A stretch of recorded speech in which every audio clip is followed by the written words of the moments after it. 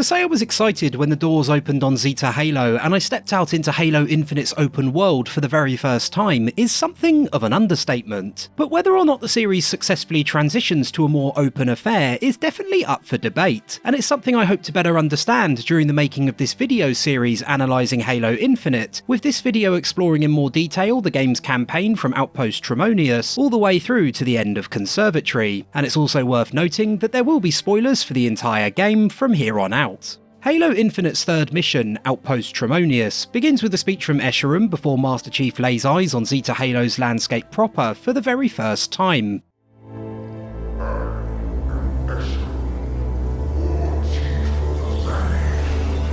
This is my world now, and you have little time remaining in it.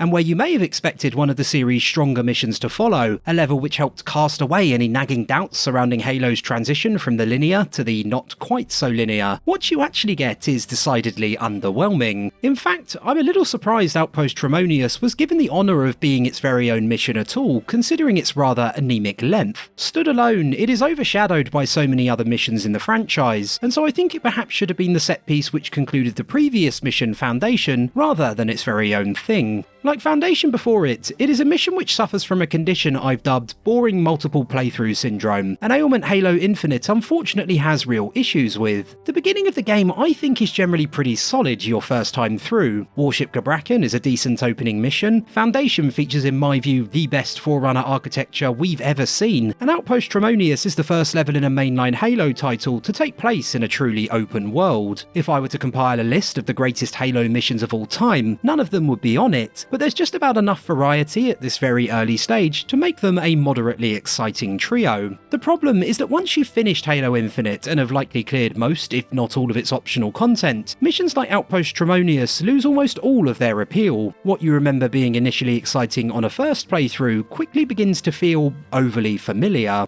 What has always kept me coming back to the numerous games in the Halo series is their incredible variety. While most do have a stinker or two of a mission included, levels like the Library in Combat Evolved, Sacred Icon in 2, or Cortana in 3 being the ones I'd point to first, in general their campaigns do a great job of mixing things up. Bungie in particular always manage to make the series' sandbox feel fresh and exciting through interesting level design, unique mechanics, or encounters unlike those you'd previously experienced. Ex-Bungie developer Jamie Gressimer once described Halo's gameplay loop as 30 seconds of fun that happened over and over again, and while that may be true, the way Bungie were able to build out interesting experiences around that 30 seconds I've always found incredibly impressive. It means that most missions continue to feel fresh during repeat playthroughs, as they're usually quite unlike most others featured in their respective campaigns, and along with the quality of the sandbox itself, Halo's variety is in my view one of the two biggest reasons why Halo's campaigns tend to be so wonderfully replayable. Halo 3 I think is a particularly good example of what I'm talking about in this regard. Sierra 117 starts out in the jungle before Crow's Nest takes things into tighter quarters, which is followed by the desert battle that is Tsavo Highway. The pace then continues to ramp up with the Storm, which features one of my favourite set pieces ever. Floodgate is perhaps a little less inspiring, but is still one of my favourite flood-based missions, and while the Ark does admittedly take place in the desert again, it gets away with it because it's blooming superb. Halo's final third begins with the greatest Halo mission of all time, the Covenant, swiftly followed by Cortana, a mission I'm not massively keen on but is certainly different, before Bungie concludes its trilogy with a battle out on the snow and a rather fabulous Warthog sequence. Now, granted, not every mission I've just listed is a slam dunk. There are definitely several fumbles in there too. However, the ridiculous variety Halo 3's campaign offers means most missions feel fresh on your second, third, or even fourth playthrough, regardless of their quality. Bad missions are bad missions, sure, but at least they're uniquely bad. By introducing new set pieces, environments, and encounters at a relentless pace, Bungie ensures you usually never spend enough time doing the same thing in the same place for events to feel repetitive. It's something they had a real knack for, and what I've just described is equally applicable across each and every other Halo title they developed. Outpost Tremonius, on the other hand, is just a Banished base, and while that may seem exciting on a first playthrough because it is the first Banished base you run riot across, on subsequent playthroughs any feeling of wonder you may have once experienced is all but lost. By that point, you'll have done similar across so many Banished bases that you'll have no doubt begun to feel an overwhelming sense of deja vu. The 1001 grey and red buildings you fought your way through suddenly begin to blur together, and their fabricated nature becomes less a cornerstone of Banished architecture and more a reflection of 343 Industries' struggles to think outside the grey and red box. Where Bungie once revelled in throwing in twists and turns unique to every mission they created, 343's design philosophy seems to be orientated more around getting value for money from every asset they make, and boy do they get value for money by the time the campaign concludes. That being said, there are these buttons you can press which call in an artillery strike, and that is pretty fun if you manage to find them, but other than that, there's little to differentiate Outpost Tremonius from any other Banished base scattered across the open world, which you're later free to assault at your own leisure. What Outpost Tremonius in my view really needed was something to set it apart from all the other Banished bases, and I think the hill you have to fight your way up in the middle of the area should have been where 343 focused their efforts. Getting this mission right should have been a win-win for them, an opportunity to kill two birds with one plasma grenade, so to speak. First, it would have been a pretty powerful statement of intent. Prior to Infinite's release, I was one of those people who was skeptical about 343's ability to transition the Halo campaign magic into an open world setting, and witnessing them doing just that right from the game's outset would have created a very positive first impression and erased some of the doubts in the minds of people like me. Second, it was also a good opportunity to nail the proof of concept. Outpost Tremonius may be a small mission, but that makes it perfect for figuring out how to still be impactful within a more open setting. Get it right here, and you can then begin to think about further scaling things up throughout the rest of the campaign. I'm not suggesting the mission needed anything particularly radical, and I think you need only look at what Bungie used to do for a little inspiration. They were masters of creating memorable set pieces using very little, with Combat Evolved Mission The Silent Cartographer's opening sci-fi beach invasion the example I always like to highlight. It is not an overly complex encounter, but it shows that a battle on a beach, or indeed a hill, can be made much more interesting than it has any right to be with just a few small flourishes here and there. Putting its admittedly incredible atmosphere to one side, the way it's designed is fantastic, as it makes a series of fights that aren't too dissimilar from most others in the game feel like something completely different. They take place in a large area, but all the enemies and cover are primarily placed slap bang in the middle of it, and that's very clever, as what they end up doing is guiding you through the area as you're drawn to where the action is taking place. It helps ensure you don't accidentally end up miles from where everything is happening, and it keeps the pace high within an environment that feels enormous, almost open world-like you might say, even if you're only actually using a small amount of its space. All that's really being utilised are 3 different enemy types, a few AI marines and some smart level design, but what you end up with is an encounter that reaps maximum value from the resources put into it. The reason I reference this scene is because it's something that absolutely could have been replicated as part of Outpost Tremonius. All that needs adding to the hill are a few barricades and other bits of cover, plus some varying groups of enemies staggered along it, and the area immediately around it then needed to be made difficult to navigate with the grappling hook so players are funneled towards it. And hey presto, a sparse, relatively uninteresting area becomes somewhat more entertaining. As we've just seen, it's the kind of level design Bungie executed so well during the first Halo some 20 years ago, and I think it's something 343 definitely struggled to recreate in an open world setting. Eventually you'll reach the top of the hill and take out a fairly large group of Banished, if you haven't already blown them to smithereens, at which point you're able to call in Echo 216 for extraction. Cortana's no longer a threat, and now she's going to help us stop the Banished. Of course she is. I think I'm with you. I didn't even know what a Banished was an hour ago, and even I can see the odds aren't great. Yes. Yes, you should listen to her. You're gonna get us all killed. Oh, this is fascinating. You're trying to survive, but I was programmed to die. Really? One person with a death wish wasn't enough.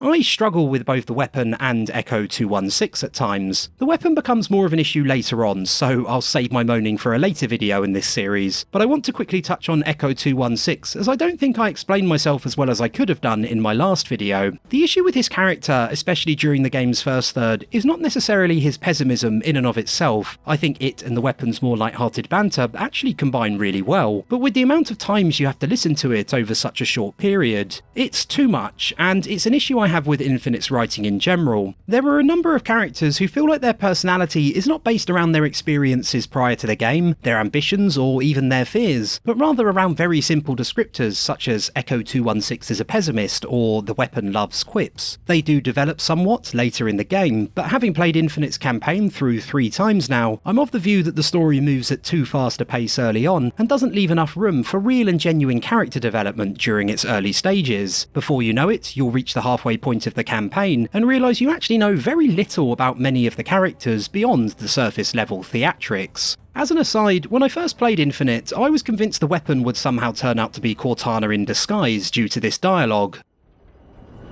I have a question. I was created to lock down Cortana, but I don't know why. What did she do that was so wrong? And although that wasn't the case, and it wouldn't have exactly been the most original twist, I do still think she sounds a little shifty, and I kind of wish it had happened. After capturing Fob Golf, the weapon gives you a quick lowdown on all the side content available across the map. Each fob seems to be linked to the BattleNet. And if I do this, we can piece together what the Banished are up to.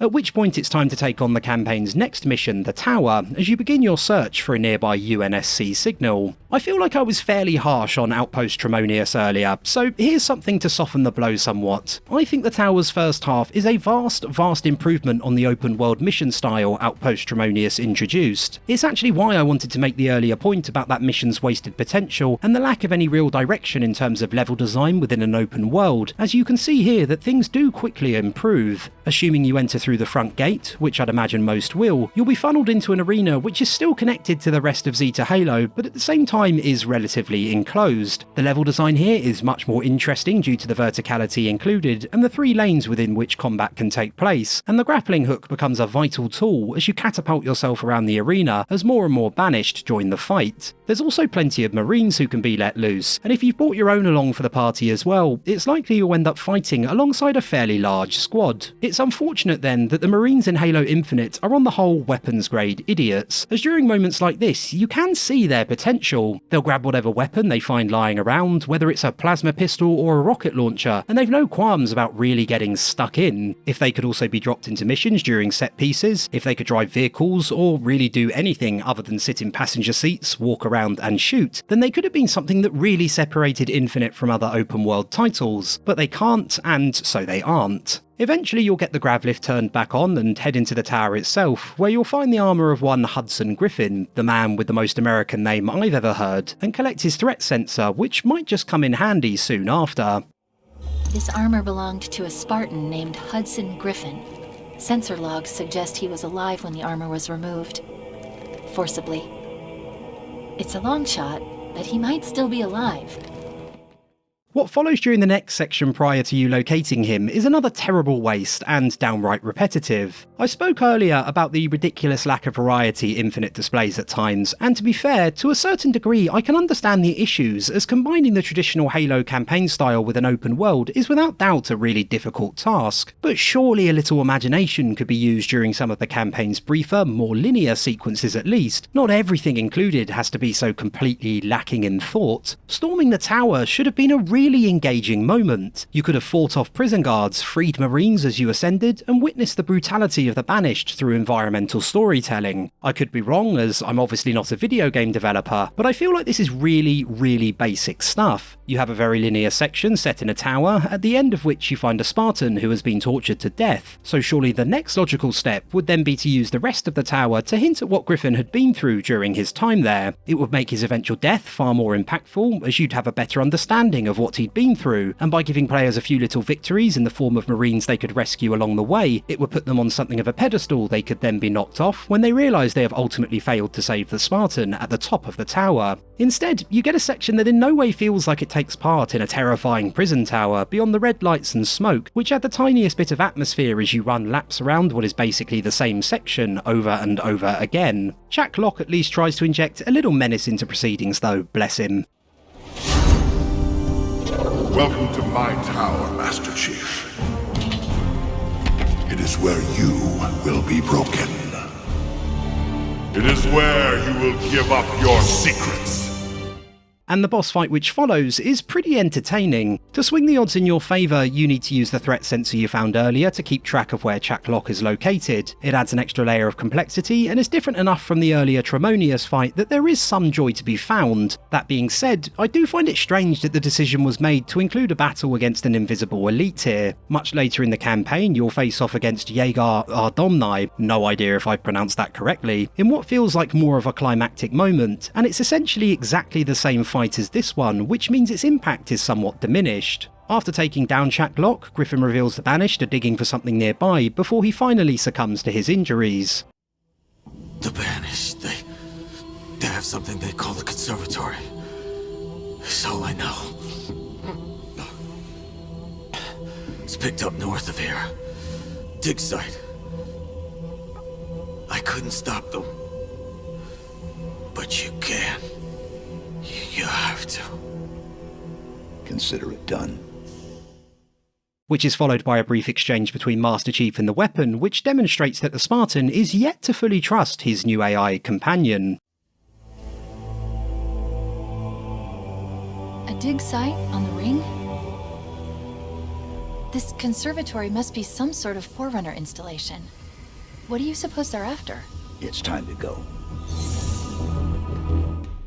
Next, it's time to head to the place Griffin mentioned for the mission Excavation Site, and upon arriving, the area seems suspiciously empty at first glance, although it doesn't stay that way for long as the mining laser fires up and you're tasked with destroying it before you can progress any further.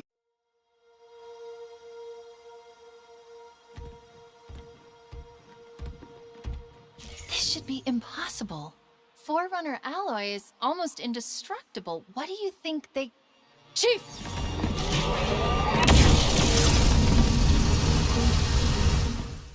This entire mission is a bit of a mess. Earlier in this video, I complained about Outpost Tremonius feeling very cookie-cutter, being rather uninspiring, and you can amplify those sentiments tenfold for Excavation Site. I've played the mission a good few times now, and there really doesn't seem to be any rhyme or reason for the way the site is actually laid out. Outpost Tremonius wasn't very exciting, but at least the buildings made sense in that they were on either side of the path leading up to the hill where you eventually called in Echo 216. Here, everything's just sort of everywhere. It makes for a rubbish encounter as there's no real predictability in the way the environment unfolds around you as you move through it. There's no symmetry on either side of the laser, and the section directly below it isn't much better either. So you end up bouncing from cooling pylon to cooling pylon with little real strategy behind your movements until eventually you've destroyed them all. There's an argument that could be made that having stuff just plonked down all over the place is probably more realistic than everything being set up neatly and symmetrically, but this is a game and there's a reason it's done that way, because it works from a gameplay perspective. Think about previous mission The Tower. I wouldn't call it landmark game design or anything like that, but it worked for what it was trying to do. It had a lower middle section and left and right raised sections, and it made sense as a whole when you fought your way through it. You could take one look at the area and at least to some degree quickly understand its layout. In comparison, you'd have to take about 30 different looks from about 30 different angles to get any kind of a handle on how Excavation Site is set up. Where the tower's opening showed some promise in terms of 343's ability to deliver interesting campaign gameplay in an open world, after a slow start with Outpost Tremonius, Excavation Site demonstrates that that may be the exception that unfortunately proves the rule. Once the cooling pylons have been destroyed, you'll be met with a rather nasty surprise once you head back to the laser's controls.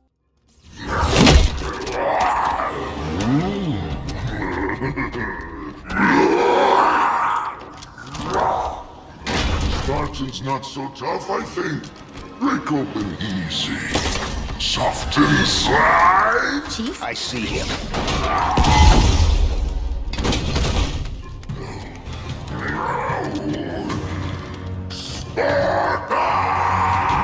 After which you take on another boss battle, this time with Bassus and his whopping great hammer. This battle can be a little tough on higher difficulty levels, and I don't really have much more to say about it than that. It's a brute with a hammer who charges directly at you and is a bit of a bullet sponge. You see it multiple times in this game, you've seen it before in other Halo titles, and it's really nothing to write home about. Once Bassus is deadus, Master Chief is finally able to shut down the laser blocking the route to the conservatory.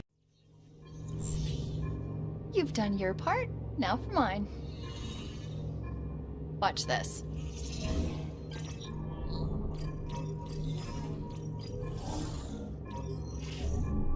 Is there a problem? Of course. course not.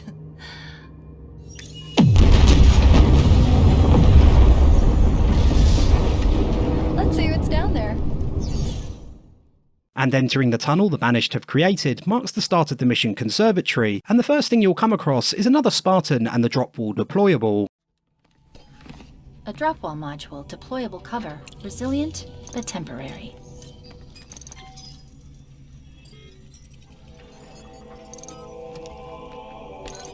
Scan complete. This is Spartan Vidrana Makovich. Armor's been offline for 13 days.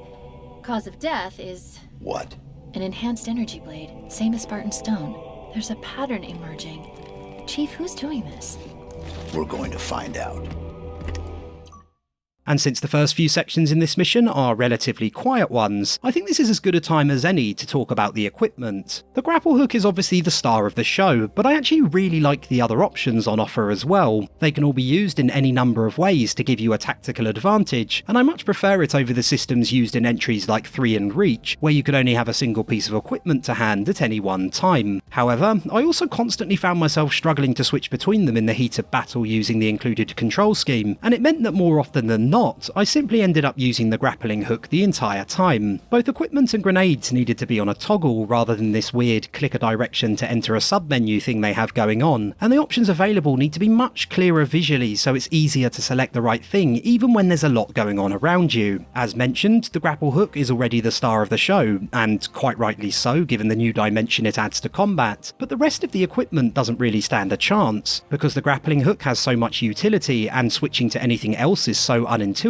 there's no real incentive to mix things up outside of very specific situations like the boss fights with invisible elites. Towards the beginning of this video, I mentioned Halo Infinite's boring multiple playthrough syndrome, and the missions set within Forerunner structures really suffer from this due to how many of them are included within the game's campaign. Nonetheless, I really like Conservatory, to the point where I think it's probably my favourite of all the missions set in similar surroundings. The level design is on point for pretty much its entire duration, and you barely fight through the same encounter twice, with rooms like the one you can see on screen now feeling like they fit Master Chief's expanded moveset perfectly. It's a nice sustained combat section that varies the challenges you face constantly, with proceedings kept at a high tempo. It's really entertaining stuff. Unfortunately, however, you are also tasked with finding power seeds multiple times in order to progress, which I'm not a huge fan of at all. Proceeding forward, you meet Despondent Pyre, as well as an entirely new enemy known as Skimmers, who I'll talk about more shortly.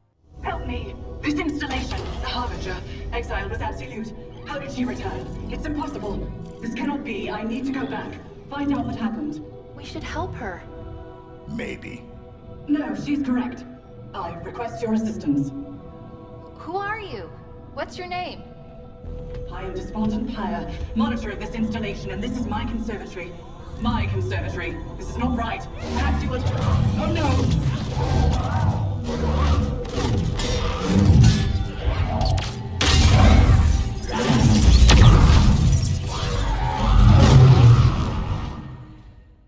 And there's also a nice exchange between Chief and the weapon just after too. What were those flying things? No. Dangerous. And Despondent Pyre? No. Potentially dangerous. See, you can be optimistic. I've said it before and I'll say it again, Master Chief's dialogue is consistently fantastic in Infinite. As you journey deeper inside the structure, you'll also hear snippets of dialogue between Despondent Pyre and the Harbinger. This ring must not be compromised.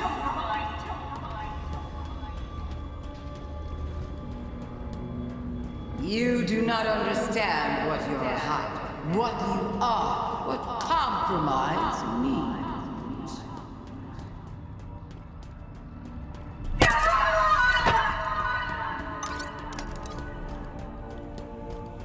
I will not relinquish to you the location. The Endless can never return. This is the point where 343 Industries goes all in on the idea of there being a new enemy named the Endless, which is a somewhat appropriate name for them, as I feel like they are endlessly spoken about from here on out without there ever really being any payoff. Considering the threat they're meant to pose, it's also incredibly sudden, and it's only made worse by the terrible writing which follows. You know what I want. Alas, I do, Cortana, and my mind has not been changed. This installation's weapons may be yours, but its secrets are not. It's protected, the containment facility in particular. Containment? The Flood? Why would I... You and I both know that there are worse things than the Flood within this ring.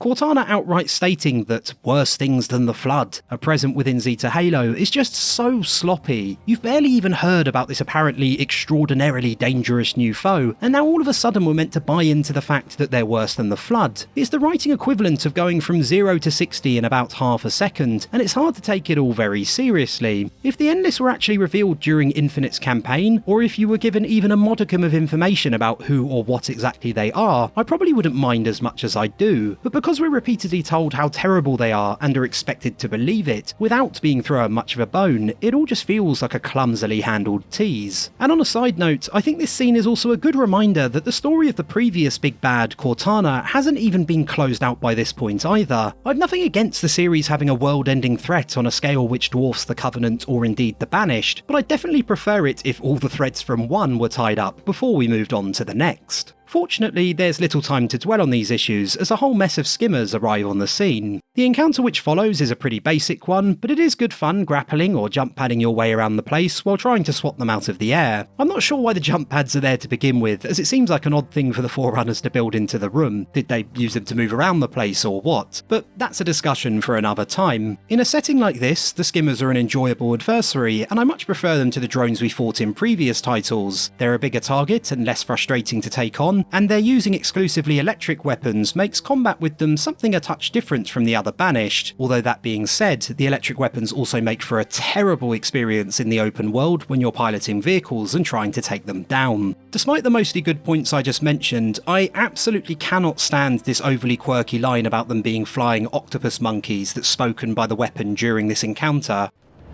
Where are all these skimmers coming from? Is that what we're calling them? Well, I was also considering flying octopus monkeys. Skimmers it is, then. It makes me cringe every single time I hear it, and I absolutely detest it. Moving forward, you'll find yet another deceased Spartan, thumbs up for the environmental storytelling in this area, collect the campaign's final piece of equipment, and are given more hints about there being a killer on the prowl, which is swiftly followed by another fairly bog-standard fight against a fairly bog-standard pair of brutes. Then, at long last, or indeed short last considering the minuscule amount of build-up, Chief comes face to face with the Harbinger for the very first time. And I really like this cutscene. Say what you want about everything else, and I know I've said a lot with much of it being negative, it's a nice action-packed scene which concludes what I consider to be the first third of the game, and it sets up the Harbinger as a formidable, albeit not particularly well explained, adversary. I think this is also a good point to end the video, and to conclude, the first section of Infinite's campaign set in the open world we've just talked through is middling at best, with some pretty brutal lowlights and the occasional nice touch. The big question I suppose is, do the scales continue to lean more towards the bad than the good as the campaign continues to progress, or is there yet time for 343 Industries to turn things around? With plenty of campaigns still to come, it could definitely go either way. Thanks for watching the video, boys, girls and Spartans. If you enjoyed it, do consider subscribing to the channel and letting me know your thoughts, and hopefully I'll see you all again soon.